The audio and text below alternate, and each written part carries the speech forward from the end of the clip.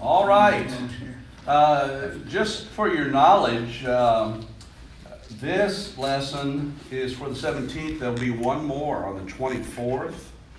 And that's dealing with Joseph revealing himself to his brothers and that whole circumstance. I have yet to get the new literature, but I think we're going to be jumping back to the New Testament in the Gospel of Mark. So that may be what we start in early March. Okay. Our lesson for next week is about opportunity. I imagine if you gave this a little bit of thought, that's why I really didn't put hardly any development of the idea, because all of us probably have remembered some circumstance in our life where we just missed a golden opportunity. Maybe it was a piece of property that you thought about buying, and then 20 years later that property was worth a huge amount of money. Just those kinds of circumstances where most of us could look back, and maybe we didn't have any wherewithal to do any of those things. It was just an opportunity, but it was missed because we just didn't have the ability to take advantage of it. Well, really that's what's happening here with Joseph. There's coming an opportunity for Joseph, and it all has to do with his elevation out of the prison. Okay? So I just again reiterate the context. While he's in the prison, you'll remember the baker and the butler both were thrown into prison, and Joseph was given specific charge over them.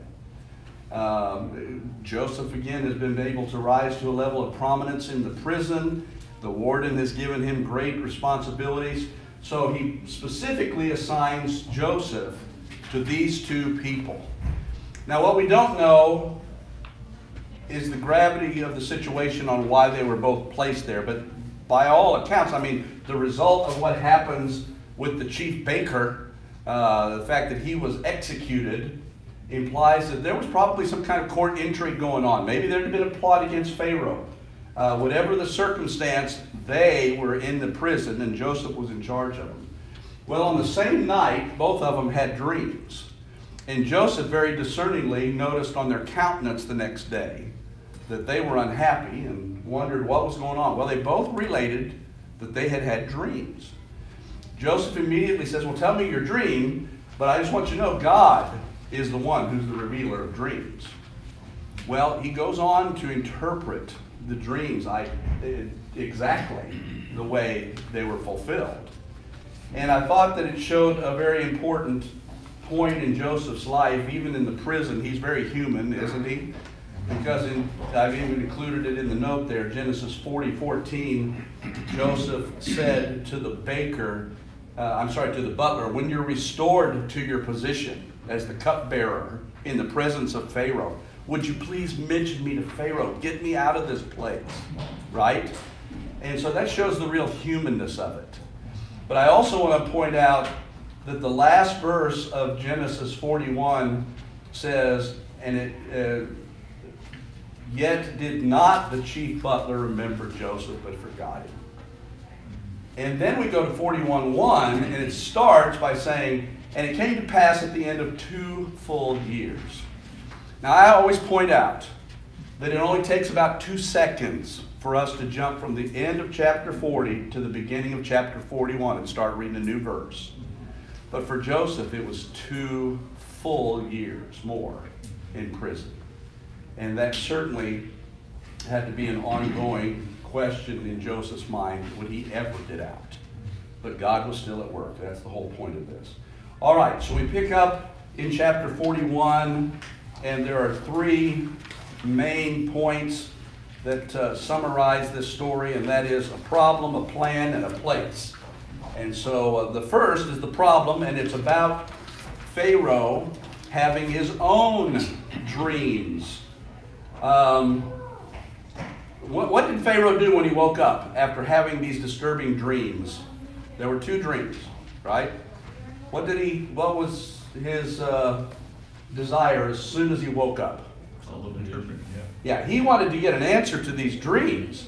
Well, what you need to know, and it's true in Egypt, it's true over in Mesopotamia. We see it with the Babylonians, we see it with Persians, that they actually had people who tried to explain dreams. And they actually, in both Egypt and in Babylon, they had dream manuals. Apparently, they kind of had this idea where, oh, well, we've heard about a dream like that before, and this was the outcome of that dream, and so this is the likely interpretation. And so, but when Pharaoh revealed his dreams, they didn't have a clue what these dreams meant, right? Does anybody remember what the difference was when Nebuchadnezzar had a dream over in Daniel 4? Yeah, he was going to put all those guys to death because they couldn't deliver. No, I'm not going to tell you my dream. Exactly. You guys tell me. Yeah, that was the difference with Nebuchadnezzar. He said, I completely forgot the dream. So I want you to tell me the dream, and I want you to tell me the results. And they said, well, we can't do that. He said, well, I'm going to kill all of you then. Mm-hmm. And that's when Daniel emerged and said, God can do this. And it's, maybe you've had a dream too, where you forgot the dream, and something later prompted you to remember it, and then it comes back to you. And that's exactly what happened with Nebuchadnezzar. Once Daniel started telling the dream, then yes, that's it, right? Okay, in this case, Pharaoh knew the dream. Tells them they don't have a clue. But what does that spark as far as the conversation goes with Pharaoh? Yes, finally the cupbearer says, hey, I know somebody. When I was in prison, there was a Hebrew, and he told me the interpretation, and exactly what he said came true. And Pharaoh said, get him. Okay? So in chapter 41:15, they bring Joseph out of prison. I go ahead and emphasize verse 14 because it says that they had Joseph got taken out of the prison. He immediately got cleaned up, shaven, and put in new clothes before he met the Pharaoh. And I make the observation that I think the moral of the story is God wants men to be clean shaven. That's right. Okay, that may not be the actual interpretation of that, but BBC used that for years. yes, I've used it for years at Baptist Bible College.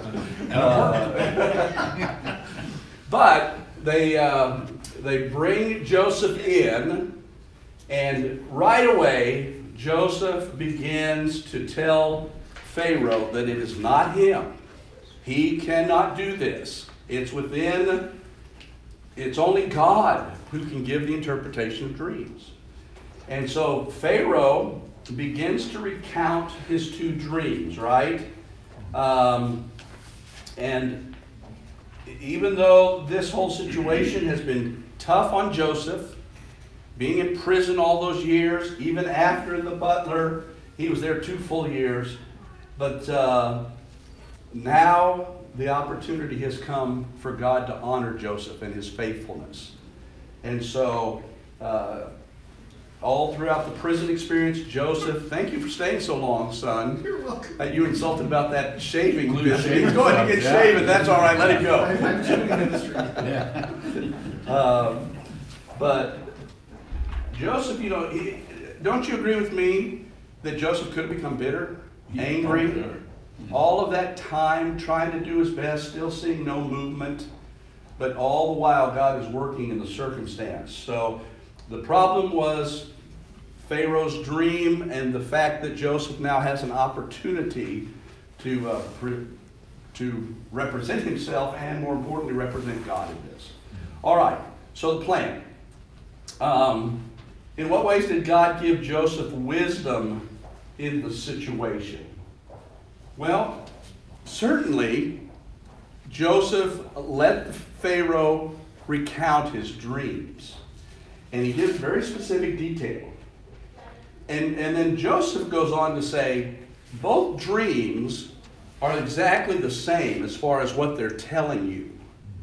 There's the fat cows and then the very lean cattle come out of the Nile River and eat the fat cows, and whoa, no wonder the other interpreters couldn't figure out what that meant. And then the same thing happened with the corn, yes. And so Joseph says the dreams are the same interpretation. And what it means is God's given it to you twice, so this is a certain thing that's going to happen. It's absolutely positive it's going to happen. And this is what the interpretation is.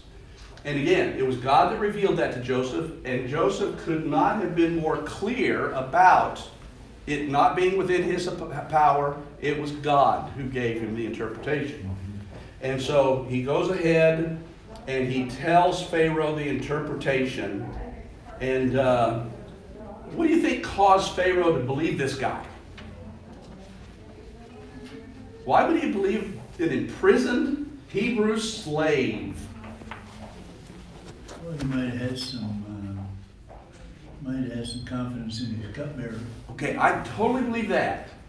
I believe that the cupbearer had become such an important part of Pharaoh's life after he was restored back into his position.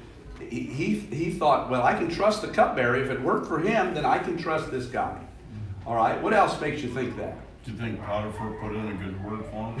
I mean, you wonder, don't you? Yeah. There's nothing said about that, but Potiphar certainly may have spoken to his character. Yeah, Mike, another thought? He's given all kinds of authority in prison, and he could have done wrong, but the prison ran smooth under his guidance there, so that was a really good testimony. Yeah, I agree with all those things. I really do. And I think that was probably part of what Pharaoh came to understand. I also believe that Joseph is so quick to be humble about his presentation. Even though he's authoritative and says this is what it is, he's always saying it's God that's giving this interpretation. So I think that probably gave Pharaoh confidence too. All right, after he gives the interpretation of the dream, what does Joseph offer? Plan. Okay, what was the plan? Store up Yeah, over the 7 years of plenty yeah. and set back so many and in the cities stored up, and when the 7 years of famine come, you'll have it to give. Yep, it was a masterful plan, but again, even the plan was prompted by God, but it showed a very common sense approach to this problem. And even though it was unsolicited, I mean, Pharaoh didn't say, hey, give me the interpretation of the dream, and oh, by the way, do you have a solution? But Joseph just said to the Pharaoh, initiating this conversation, it would really be a good idea if you did this and outlined the plan. Well, what's amazing about Pharaoh's response after hearing Joseph's insights? Do you remember what he said? Can we find such a one as this, a man in whom the Spirit of God? Exactly. That's the exact verse I wanted you to highlight, Jason. Good. Pharaoh has bought into this whole thing by now. He said, we do need to seek somebody out. Is there anybody better than this guy who has got such wisdom and has the Spirit of God in him? Now don't forget, Pharaoh is a god in Egypt. There's all kinds of gods in Egypt. And yet Pharaoh has bought into the God of Joseph because of Joseph's ability to, when he had the opportunity, he took it and maximized it, and God gave him the interpretation. Okay. Brother Ray. Yes.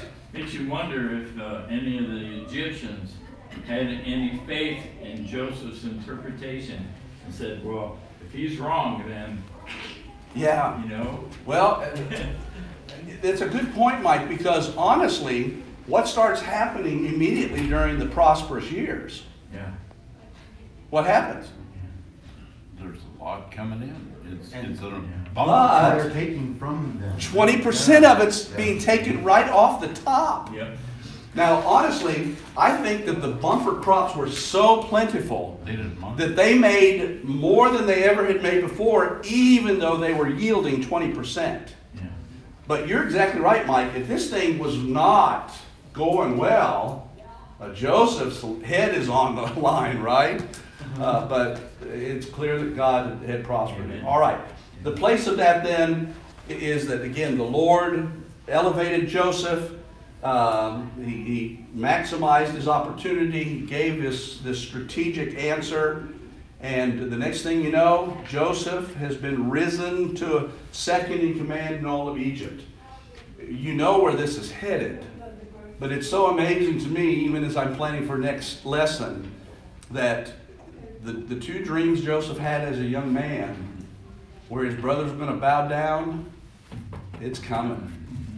And as hard as it is to imagine the fulfillment of those dreams, and you know at some points Joseph had to question whether or not it could ever come to pass. But in God's divine providence, after orchestrating all of that history, Joseph's exactly where he needs to be. God brings him up and raises him up for such a time as this. And it's exactly what God wanted to happen. And ultimately his brothers are going to bow down because he's second in command. All right, so that's going to be the conclusion of the book part.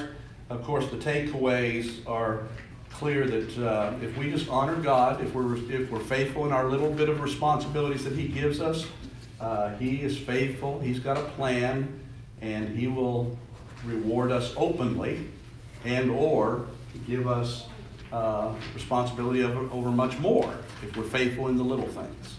Okay? Joseph was, and Joseph got his promotion. All right, have a great